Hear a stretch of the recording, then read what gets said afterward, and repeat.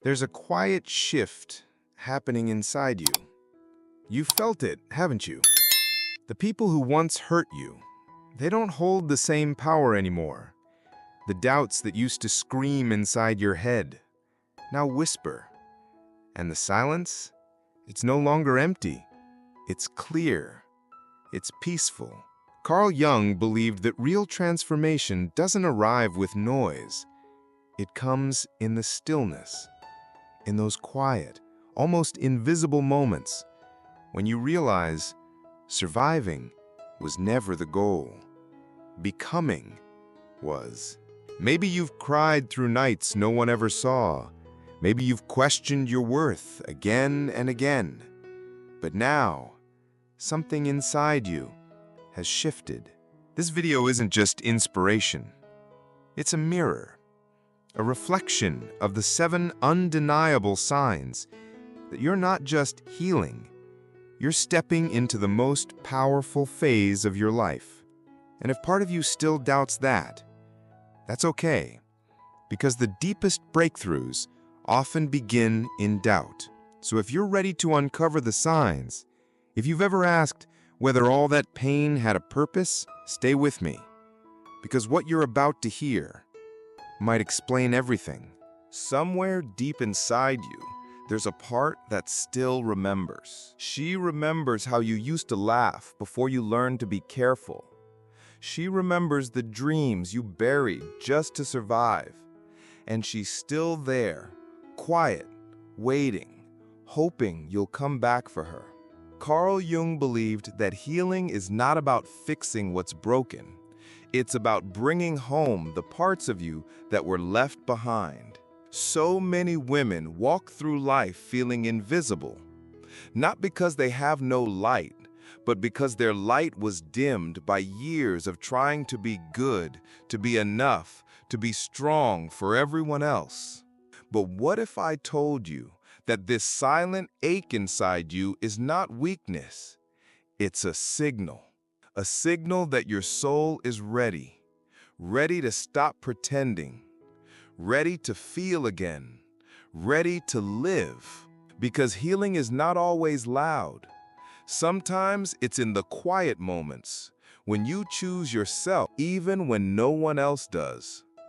When you hold space for your emotions without rushing to silence them. When you begin to see your pain not as something shameful, but as a doorway to a deeper truth. This journey isn't about perfection. It's about presence, about showing up for yourself with tenderness again and again. And slowly, something shifts. You stop apologizing for being too much. You stop shrinking just to fit someone else's idea of love. And you begin to remember that the woman you've been searching for has always lived inside you. So if you're here, it's because you're already awakening. Not just healing the wounds of your inner child, but awakening the woman you truly are. Let this be your space, your moment, your mirror, because everything is about to change, and it starts with you. You were taught to smile, to keep going, to be grateful for what you had, even when something inside you felt broken. And in that silence, a part of you vanished. No one ever asked what you needed. No one ever noticed the way you stopped laughing like before, or how your eyes lost that sparkle only a child can carry. You became what the world demanded: strong, capable, pleasant, but not whole. Carl Jung once said that until we make the unconscious conscious, it will direct our lives, and we will call it fate. And for many women, that unconscious force is the inner child, still waiting to be seen, still aching to be held. The wound wasn't always loud. It didn't always come from trauma people would recognize. Sometimes it came from not being heard, from being the good girl who never caused trouble, from having emotions that were labeled too much, from needing affection but being told to be independent. So you adapted. You learned how to suppress instead of express. You mastered the art of appearing fine. And with time, even you started to believe that maybe nothing was ever wrong. But healing begins where honesty begins. And if you found yourself exhausted, numb, unsure of who you really are beneath the roles you've played, that's not weakness. That's the inner child whispering, "I'm still here." Because you can't heal what you pretend doesn't hurt. You can't become your fullest self while ignoring the most tender part of you. And if you've noticed lately that the same patterns keep repeating, the same emotional triggers keep resurfacing, it's not a sign that you're broken. It's a sign that something inside you is finally ready to be healed. This is where your journey truly begins, not by fixing yourself, but by returning to yourself. And returning means facing what you once had to suppress, the fear of being rejected, the ache of not being enough, the shame of needing too much, and the grief of growing up too fast. It takes courage to go back to that place, to meet the little girl who still remembers the coldness in someone's voice, the moment she stopped asking for love, the day she decided her feelings were a burden. But it's in that very place, in the most fragile corner of your soul, that your strength was born. Because the woman you are becoming is not separate from the girl you once were. She's built on her. She rises from her. So if you've been wondering why you feel tired, why joy doesn't land as deeply as it should, why love sometimes feels hard to receive, it's because healing the inner child isn't just emotional work, it's spiritual. It's reclaiming your original self, the one that existed before fear took over. And the truth? You don't need to become someone new to be worthy. You just need to remember who you were before the world told you who to be. That memory, that essence, lives in you. And as you begin to listen to it, nurture it, and honor it, you'll notice a shift, a warmth, a sense of coming home. Not to a place, but to yourself. Let that be your compass now. Not external validation, not perfection, but the soft voice inside you that says, I deserve peace. I deserve love. I deserve to heal. And when you say those words, know that you're not just speaking to your present self. You're speaking to the little girl who's been waiting to hear them her whole life. She learned how to protect herself without even realizing it. You did too. Somewhere between the unspoken disappointments and the subtle emotional rejections, you began to form patterns, not because you were weak, but because you were trying to survive. Carl Jung taught that what we repress does not disappear. It becomes shadow, and this shadow, this hidden force within us, begins to shape the way we love, the way we trust, and the way we see ourselves. Have you ever pushed someone away right when they started getting too close, or found yourself craving connection but building invisible walls to keep others out?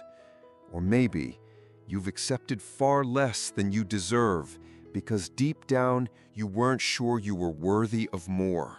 These aren't flaws. These are defense mechanisms, coping strategies your inner child developed to feel safe. Because when love felt conditional, when attention was unpredictable, when your emotions weren't met with tenderness, but with silence, dismissal, or shame, you adapted. You became who others needed you to be.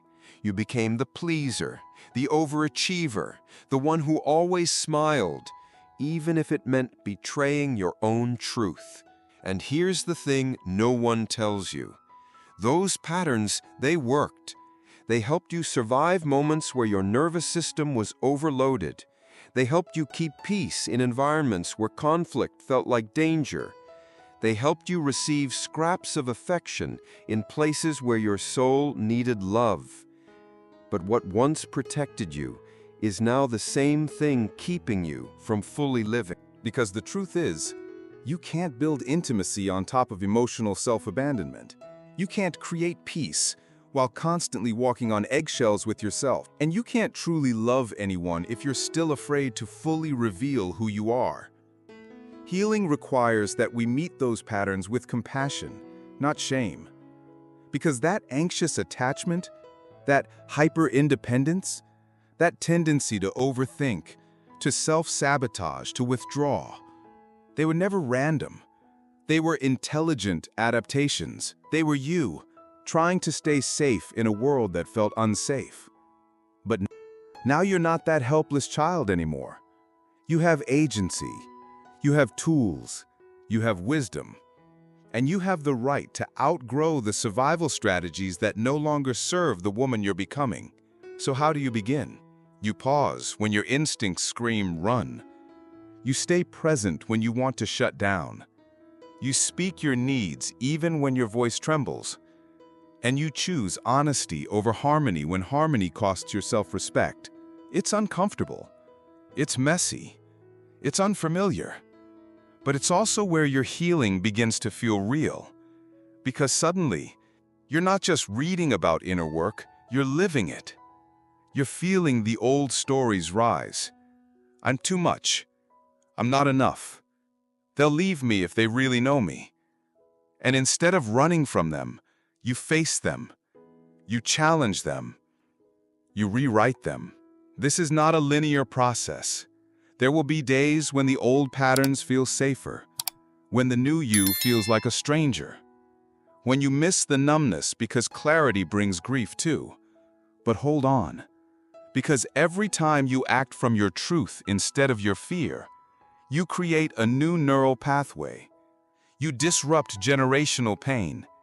You liberate the little girl who never had a voice. Carl Jung once said that until we confront the shadow, it will continue to control us from the dark. But when we bring light to it, when we see it, speak to it, and hold it with compassion, it transforms. So ask yourself, what stories have you inherited that you no longer wish to carry? What parts of you were labeled too emotional, too sensitive, too dramatic, that are actually your deepest sources of power?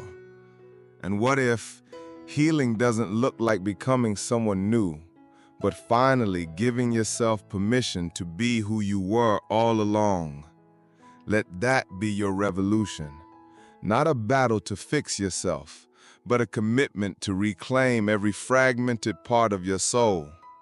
Because the woman who protects herself by shutting down deserves to feel safe enough to open. The woman who learned to keep quiet deserves to hear her voice echo in her own heart first. And the woman who forgot how to receive deserves to be loved in a way that doesn't feel like survival, but home. This is what healing looks like, and you're already doing it. Healing is not a destination. It's not a place you arrive and suddenly everything is perfect. It's a return, a homecoming, and the home you return to is you. But the you underneath the masks, the you that existed before the world told you who to be, before your light was dimmed by expectations, by heartbreak, by silence, before you learned that being good meant being small. Carl Jung said, "The privilege of a lifetime is to become who you truly are." But no one warned you that becoming who you truly are requires grieving who you pretended to be.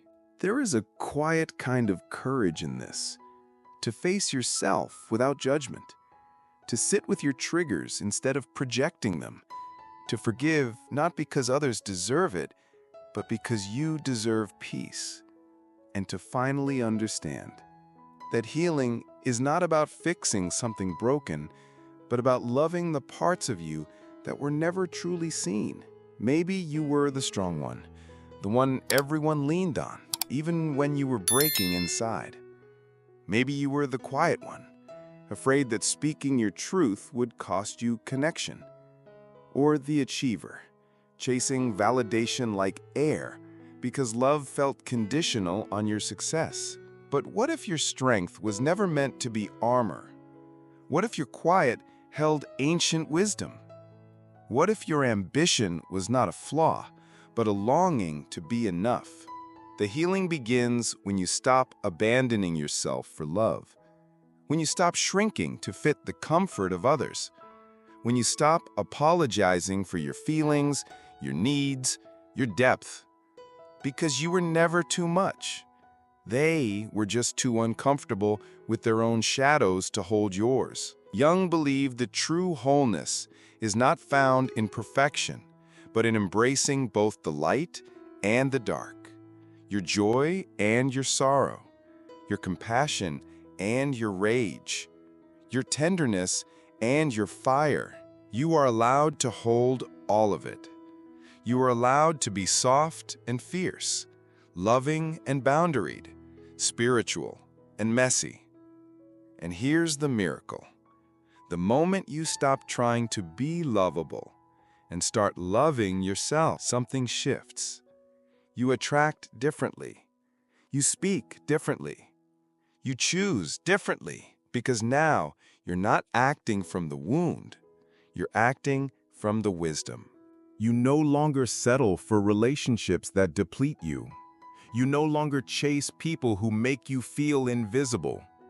You no longer mistake anxiety for love. Instead, you choose peace over drama, clarity over confusion, truth over illusion. And yes, it gets lonely sometimes, because healing is not always glamorous. It's crying on the bathroom floor. It's saying no when every cell in your body is screaming to please. It's sitting in silence while others distract themselves into numbness. But that's the price of becoming real. And the reward? You begin to recognize yourself again. In the quiet mornings, in the boundaries you finally set, in the tears you no longer hide, in the laughter that comes without guilt, in the mirror when you finally look with tenderness, not judgment. You begin to feel safe. Not because others change, but because you are no longer abandoning yourself. You don't chase closure, you create it. You don't wait for permission, you give it to yourself. You don't beg for love, you embody it. And slowly, the world responds. People start meeting you where you meet yourself. Opportunities align, not because of luck, but because of congruence, because your outer life begins to reflect your inner truth. This is sacred. This is transformation. Not because you became someone new, but because you returned to who you were always meant to be. Jung reminds us, one does not become enlightened by imagining figures of light, but by making the darkness conscious. And that's what you've done. You didn't bypass your pain. You faced it. You held it. You alchemized it. And in doing so, you became your own healer. So if you're still in the middle of the storm, don't rush the process. Don't force clarity. Don't shame your pace. Honor your path. Honor the setbacks. They are sacred detours. Honor the confusion. It's clearing the way. Honor the emotions. They're proof you're alive and awakening. Because healing is not becoming someone better.